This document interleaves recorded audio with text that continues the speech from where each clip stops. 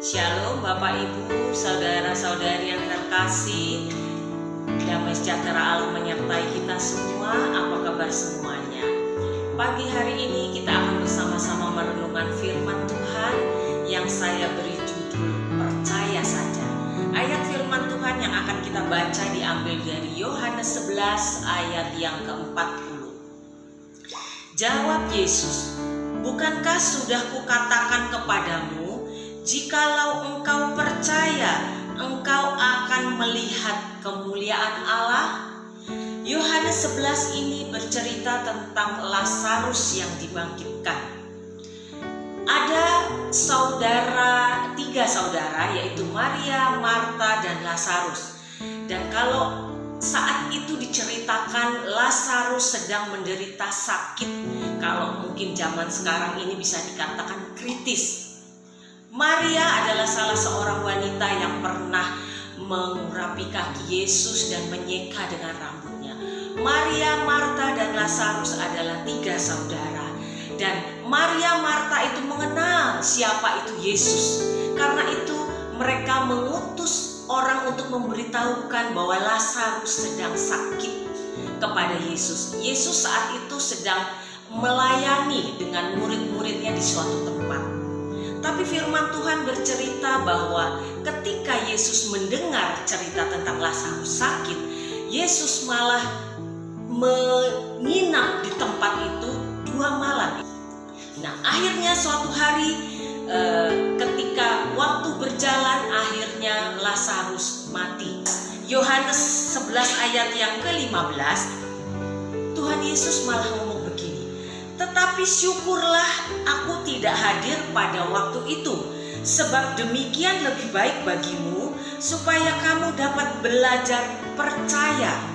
Marilah kita pergi sekarang kepadanya." Jadi ketika Yesus mengetahui bahwa Lazarus sudah mati, maka akhirnya Yesus berangkat ke Betania. Betania adalah tempat Maria, Marta, dan Lazarus tinggal.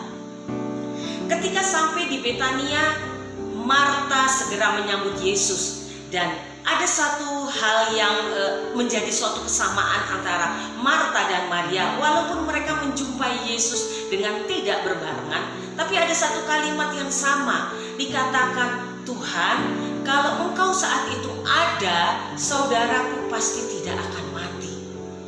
Dan cerita selanjutnya kita bisa mengetahui bahwa akhirnya Yesus merasa sedih hatinya, dan akhirnya mereka berangkat ke tempat pemakaman Lazarus.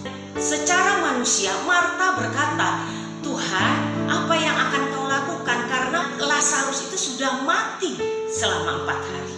Tetapi Yesus saat itu menengadah ke langit dan dia berdoa kepada Bapaknya. Dan ada satu kata yang Tuhan Yesus katakan bahwa, "Tuhan, permuliakan namamu karena orang banyak yang ada di sekitar ini. Biarlah mereka mengetahui bahwa Engkau yang mengutus aku." Dan saat itu Yesus tidak menghiraukan kata-kata Marta. Yesus hanya berkata, "Lazarus, keluar." Dan saat itu Lazarus keluar, bukan langsung dia mengatakan, "Hai, shalom Bapak Ibu." Tidak seperti itu.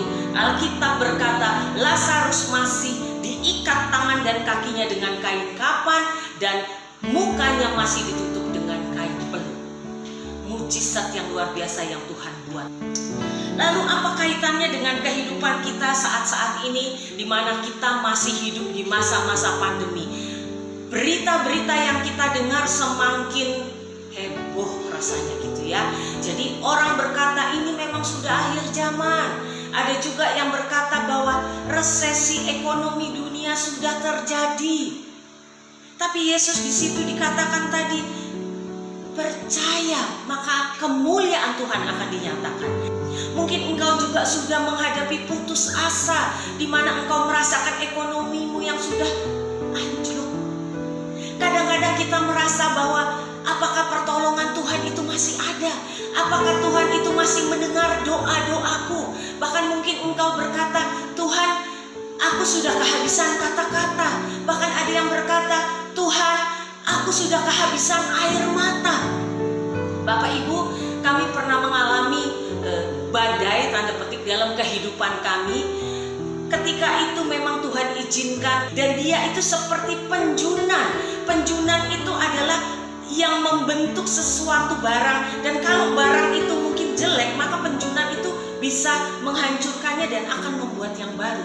Dan itu kami rasakan ketika badai yang menghadapi kami saat itu. Kami benar-benar sudah kehabisan kata-kata. Jadi ketika kami menghadap Tuhan, kami hanya menangis. Akhirnya Tuhan membuat kami rata. Istilahnya ekonomi kami bukan nol lagi, tapi benar-benar Tuhan buat minus. Dan akhirnya Bapak Ibu, penjunan, yaitu Tuhan yang kami sembah itu, akhirnya mengambil kami dan membentuk kami masuk di dalam dunia pelayanan. Mungkin engkau juga sudah berpikir, sudah kami lakukan semua Bu, kenapa ya batal lagi. Kadang-kadang kita berkata, sanggup gak ya Tuhan menolong masalahku? Kita memang manusia yang serba terbatas, tapi Tuhan yang engkau sembah dan aku sembah itu Tuhan yang luar biasa. Saya kehabisan kata-kata untuk menyatakan bahwa kehebatan, kedahsyatan Tuhan.